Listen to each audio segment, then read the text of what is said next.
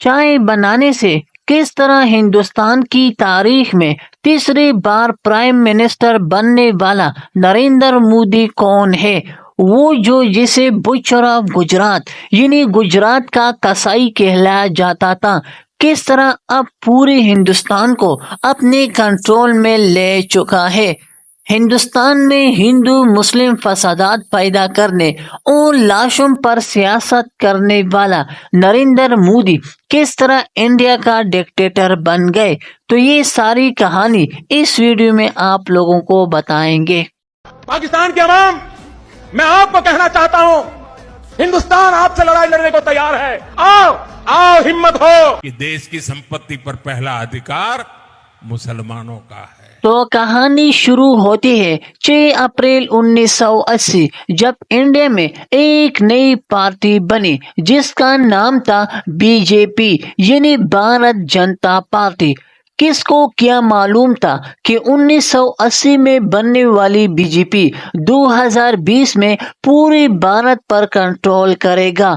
B J پی کے 2 سال بنتے ہی یعنی 1982 میں بھارت میں الیکشن ہوتے ہیں، جس کے نتیجے میں بی جے پی کو صرف 2 سیٹیں ملتی ہیں۔ بی جے پی نے اس حالت کو دیکھ کر آر ایس ایس سے مدد مانگ لی، لیکن ناظرین یہ بھی یاد رکھنا کہ مودی آر ایس ایس کی جانب سے گجرات میں جلسوں جلوسوں کا لیڈر بھی تھا۔ 1980 میں مودی گجرات میں بی جے پی کا سیکرٹری بھی تھا۔ اب یہاں سے مودی کو پاور ملنا شروع ہوا اور یہاں ہی سے بھارت کا تقدیر ہی بدل رہا تھا، جس نے انڈیا کو بدل ڈالا۔ اس وقت ایک نیا موومنٹ شروع ہوتا ہے جس کا نام تھا رام جنم بھومی مندر موومنٹ، جس میں R S S, V H P یعنی وشو ہندو پرشد اور بی جے پی یعنی بھارت جنتا پارٹی، یہ 3 پارٹیاں ایک ساتھ ملتے ہیں۔ اس تحریک کا مین مقصد ہوتا ہے بابری مسجد کی جگہ رام مندر بنانا۔ صرف مندر ہی نہیں بلکہ ان کا مزید کہنا تھا کہ بابری مسجد کی جگہ رام کی جنم ہی نہیں بلکہ اس سے پہلے یہ رام مندر تھا۔ اس موومنٹ کا مقصد بابری مسجد کا مٹانا اور رام مندر کو بنانا، کیونکہ یہ موومنٹ صرف ایک مذہبی ہی نہیں بلکہ ایک پولیٹیکل امپاورمنٹ موومنٹ تھا، جس کے پیچھے بڑے بڑے پولیٹیشین تھے، جس کی مکمل حمایت حاصل تھی۔ آخر کار وہ ہوا جس کا ڈر تھا۔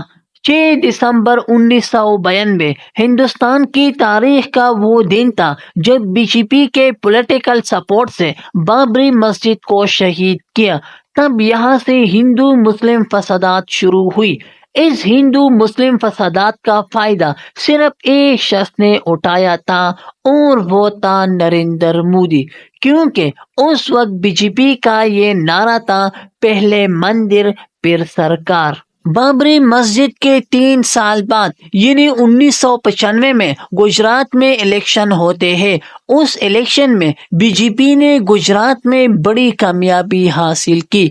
پھر آگے چل کر بی جے پی اور مودی امپاورمنٹ کے لیے بڑا واقعہ 2002 میں گودرا ٹرین برننگ تھا، جس میں نامعلوم انتہا پسندوں نے ٹرین کو چاروں جانب پتھراؤ اور آگ لگا دی، جس کے نتیجے میں 58 ہندو مارے گئے اور یہ ٹرین ایودھیا سے احمد آباد جا رہا تھا۔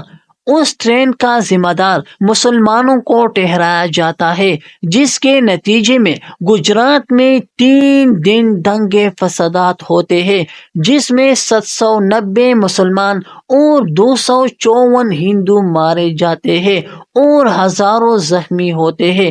لیکن بعد میں جب رپورٹ آتی ہے تو ان رپورٹ سے یہ پتہ چلتا ہے کہ یہ ایک پری پلان منصوبہ تھا اور اس کا ماسٹر مائنڈ اور اسکرپٹ رائٹر صرف ایک ہی شخص تھا اور وہ تھا نریندر مودی۔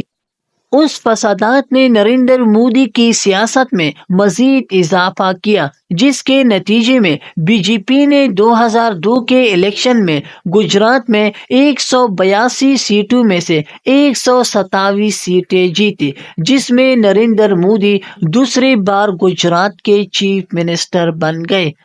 ایک قدم چل کر 2014 میں لوک سبھا کے الیکشن ہو رہے تھے، جس میں بی جے پی نے 282 سیٹیں حاصل کی، جس میں سب سے آگے تھے، اور 26 مئی 2014 کو خون، لاشوں اور مذہبی تفریق پر سیاست کرنے والا مودی آخر کار 26 مئی 2014 کو عظیم انڈیا کا پرائم منسٹر بن گیا۔ 2019 کے الیکشن سے پہلے فروری 2019 میں پلوامہ حملہ ہوا، جس میں انڈیا کے 40 فوجی مارے گئے۔ ان حملے کا ذمہ دار پاکستان کو ٹھہرایا جاتا ہے۔ اس کے بعد 2019 میں کشمیر میں آرٹیکل 370 کو ہٹایا جاتا ہے اور کشمیر کو غیر متنازع علاقہ ڈکلیئر کیا جاتا ہے، جس کے بعد مودی نے کہا کہ اگر وہ اقتدار میں آیا تو پلوامہ حملے کا ضرور جواب دے گا، اور پھر وہ ہوا جو چاہتا تھا۔ مودی دوسری بار پھر 30 مئی 2019 کو پرائم منسٹر بن گئے، جس میں اچھے کام بھی اور ساتھ ساتھ کمیونل رائٹس بھی کی ہے۔